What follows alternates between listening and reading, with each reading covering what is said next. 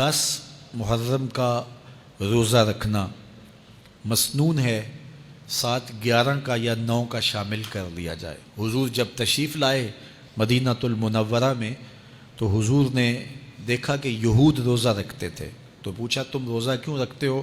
تو انہوں نے کہا کہ حضرت موسیٰ علیہ السلام کو قبطیوں سے اس دن نجات ملی تھی، تو فرمایا حضرت موسیٰ علیہ السلام کا حق ہمارے اوپر زیادہ ہے، تو حضور نے روزہ رکھا اور پھر فرمایا کہ اگلے سال اللہ نے چاہا تو ہم ساتھ ایک روزہ اور شامل کریں گے، تاکہ ان سے مشابہت نہ ہو جائے۔ عددی مشابہت سے بھی بچنے کے لیے حضور نے کہا کہ ہم 2 رکھیں گے۔ تو روزہ اگر عاشورے کا رکھنا چاہیں تو اس کے لیے سنت یہ ہے کہ ساتھ یا 9 کا شامل کریں یا 11 کا شامل کریں۔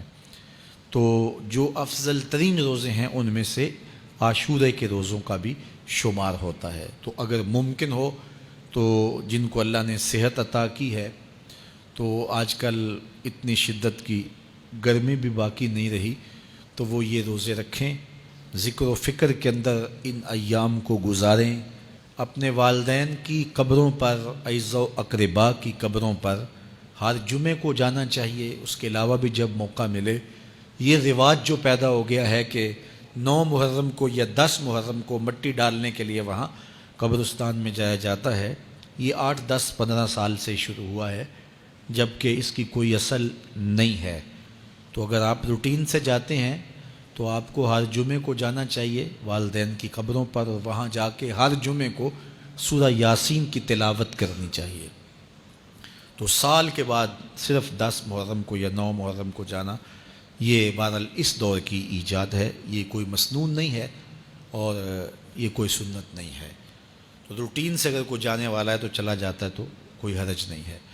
تو باقی یہ بڑے اشرف ایام ہیں، بابرکت ایام ہیں، اور ان کو بہت ساری نسبتیں حاصل ہیں۔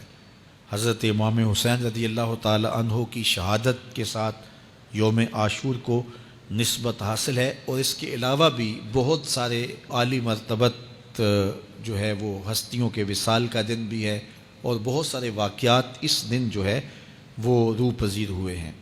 تو یہ اس لحاظ سے بہت ہی بابرکت اور جو ہے وہ مبارک یوم ہے۔